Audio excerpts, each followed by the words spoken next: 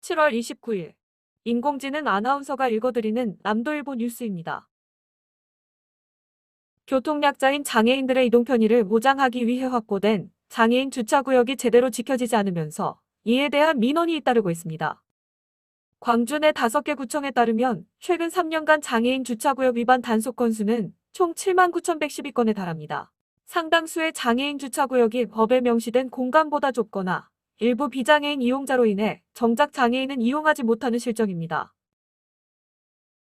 코로나19 예방을 위한 집합금지 행정명령을 어긴 방문 판매 모임 참석자들이 무더기로 검찰에 송치됐습니다.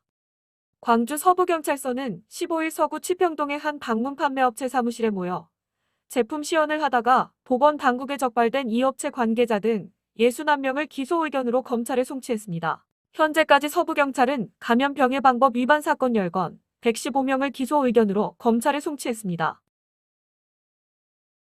전남 목포 시민 10명 중 7명 이상은 세월호 선체를 고화도에 거치하는데 찬성하고 있습니다.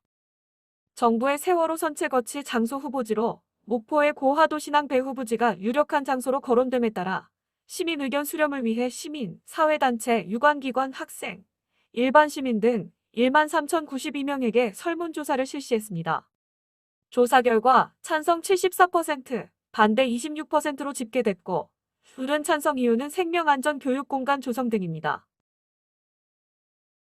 문익점 부조묘사당과 문제도 장군 남한일기 등 고문서가 전라남도 유형문 화재로 추가 지정됐습니다.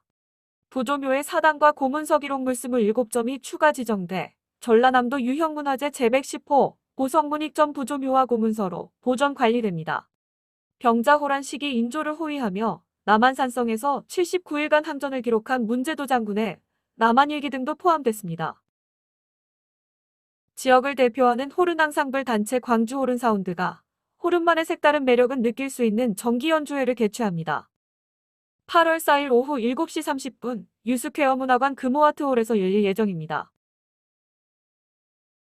한국무역협회 광주 전남본부는 최근 코로나19로 해외 시장 개척길이 막힌 전남 중소기업의 수출 촉진을 위해 중국 언택트 시장 개척단 상담회를 개최했습니다.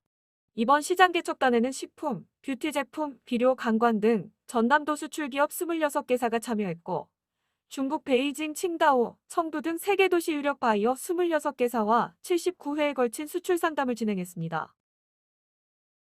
K-뉴딜의 시작을 알리는 광주 전남 지역혁신 플랫폼 사업이 28일 전남대 컨벤션홀에서 본격 출범했습니다.